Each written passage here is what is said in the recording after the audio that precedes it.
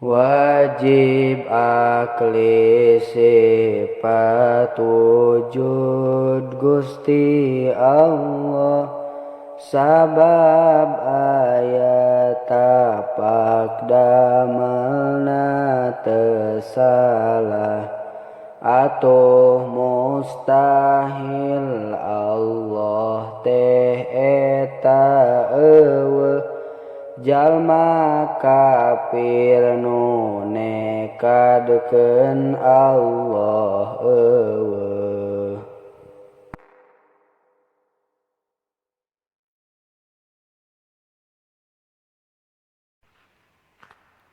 Ari dalil kabagi dua bagian, tafsili jeung ijmali sing apal pisan. Dalil tafsili anu jero dalilna, dalil ijmali anu deet dalilna. Dalil ijmali fardu ain hukumna, dalil tafsil fardu kifayah hukumna.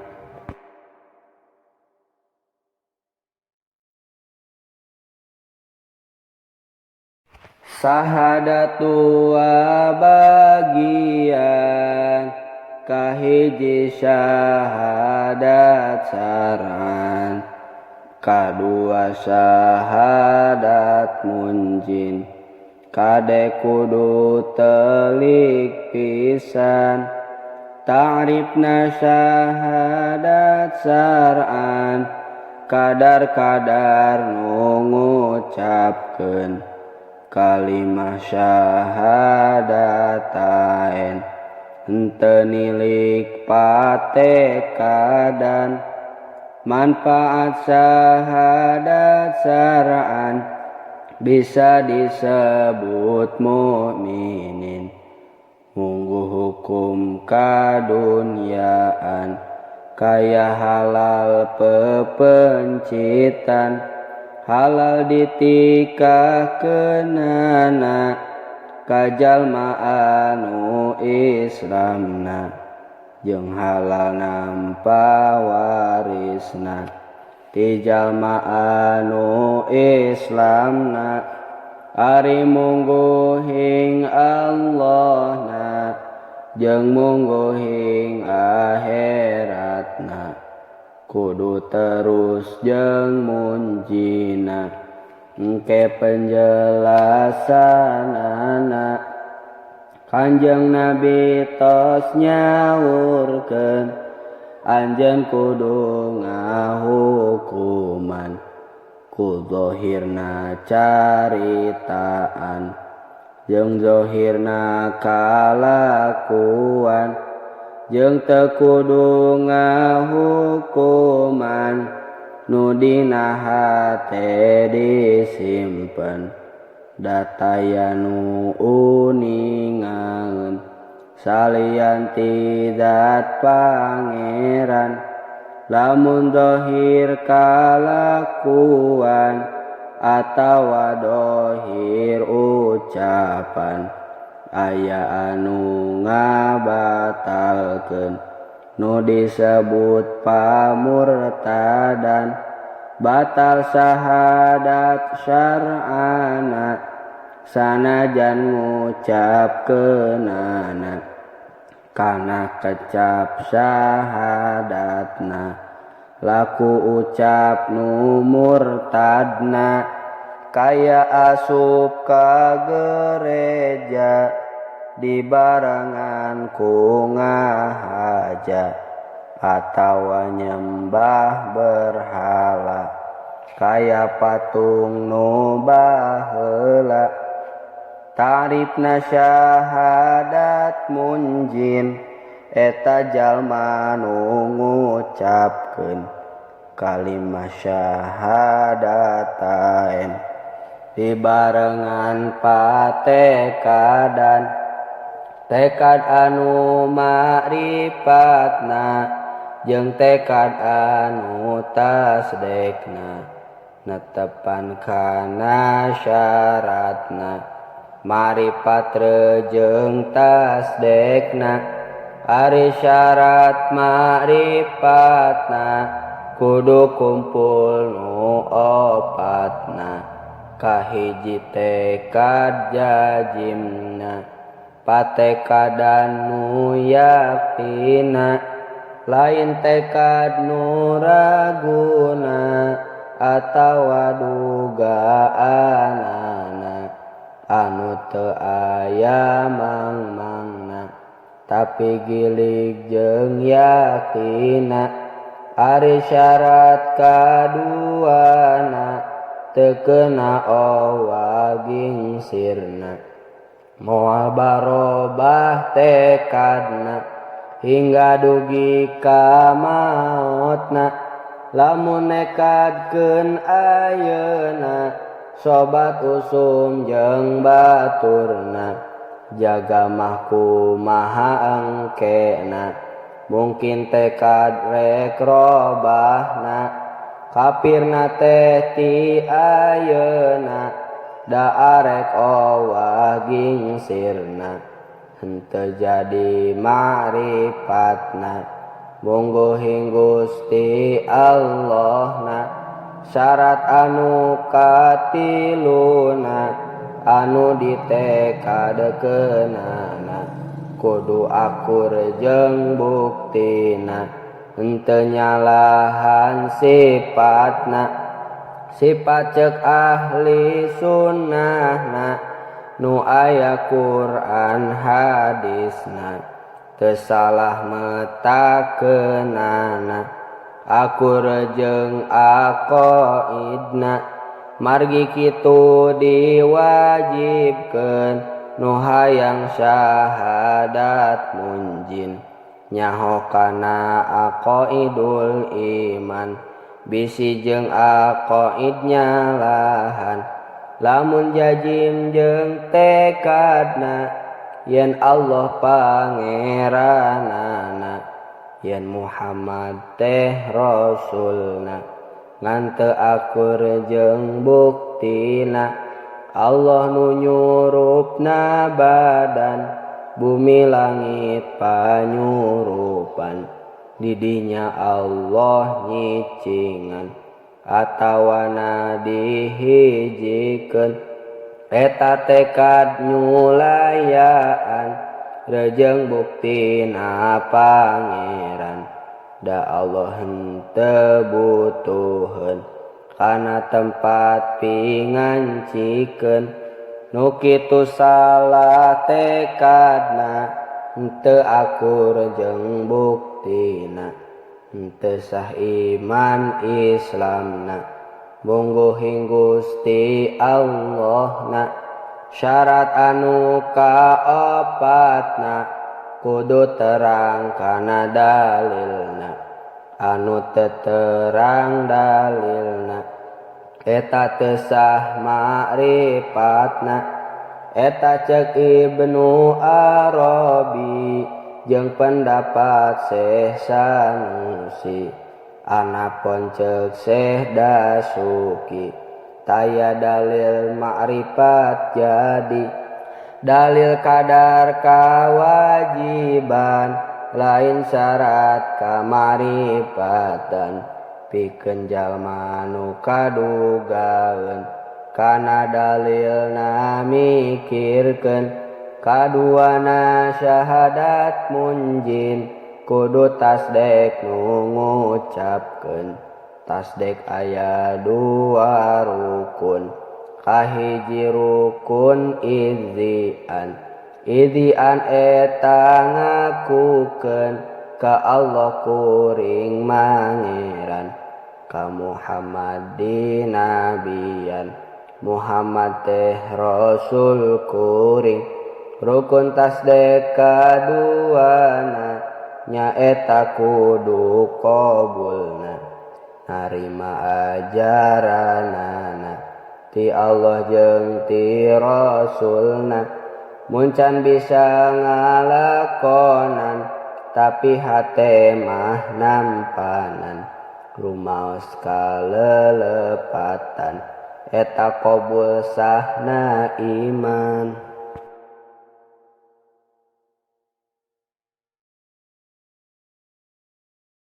Sifat wujud kabagi tilu bagian wujud idopi ari di zati pisan wujud idopi aya sasarandean cara aya bapa pedahna anakan wujud ari dinu aya eueuh heula akhirna eueuh deui atuh teu lila cara wujud alam eta eueuh heula wujud alam ari dijeng moal lila wujud zati ayana teu eueuh heula moal eueuh nyaeta Allah Ta'ala teu nyarande ayana kanu sejena wujud Allah teu nyarande ka makhlukna.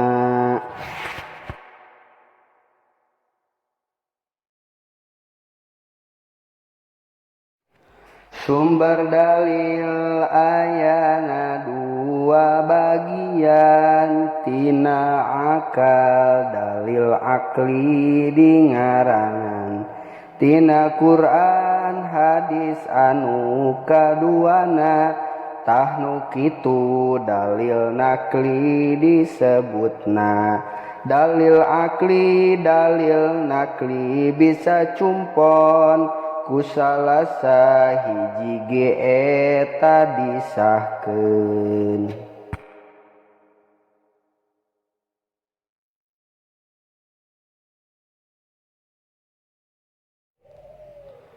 Kaasupna sifat wujud teh nafsiyah wungkul sifat wujud nu jadi nafsiyah anu jadi pokok ngancik sifat sejen pedah zat Allah ku wujud kasifatan.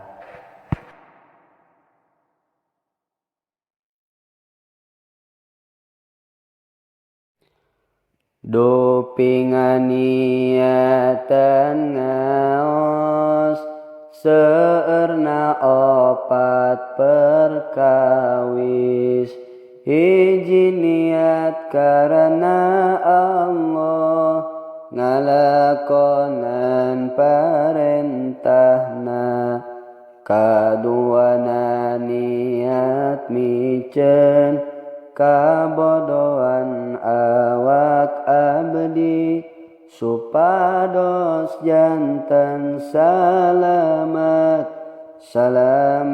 dunya akhirat katilun namun geus bisa niat bade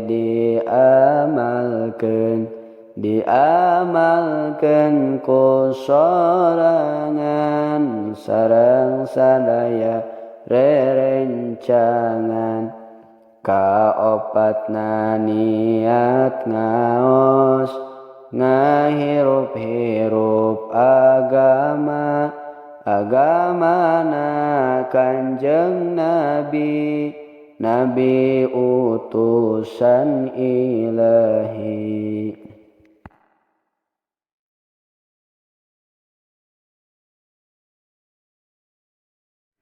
La ilaha illallah la mawjuda illallah la ilaha illallah la ma'buda illallah la ilaha illallah la matluba illallah La ilaha illallah, la maqsuda illallah. Bismillah tawakkalna ala Allah, la hawla wa la quwwata illa billah. Astaghfirullahal azim, astaghfirullahal azim, astaghfirullahal azim, wa atubu ilaih.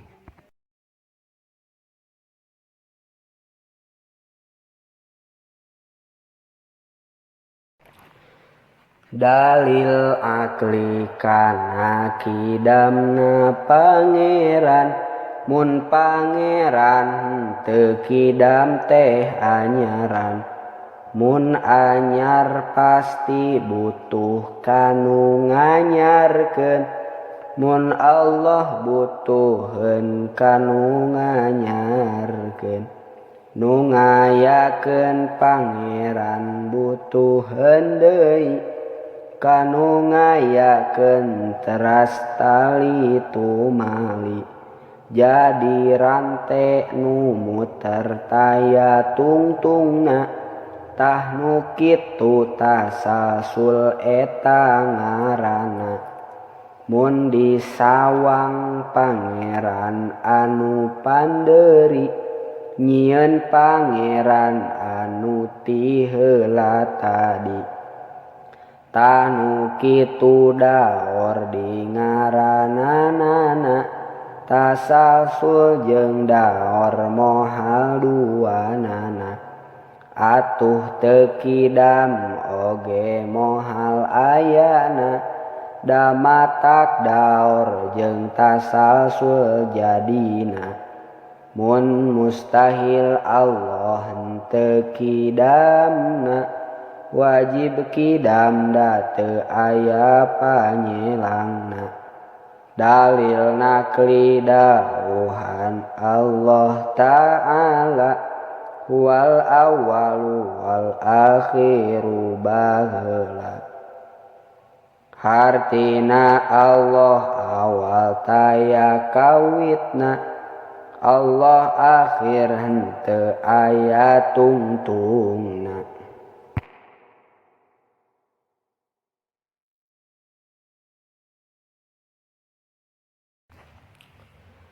Ari sifat salabiyah teh tarifna, anu jadi sifat eta ku eueuhna. Anu kaasup salbiyah teh ngan 5, kidam bako mukhalafah ceuk ulama. Qiyamuhu binafsihi kaopatna, wahdaniyat salabiyah kalimana. Kidam jadi sifat teu aya kawitna, bako jadi sifat teu aya tungtungna. Mukhalafah henteu aya sarupana, qiyamuhu henteu butuh ku makhlukna. Wahdaniyah teu aya bilanganana, atuh kabeh jadi sifat ku eueuhna. Margi kidam asup kana salbiyahna, kacabut ti Allah makulat matana. Patarosan ti iraha ka pangeran, jeung sakabeh makulat mata jawaban.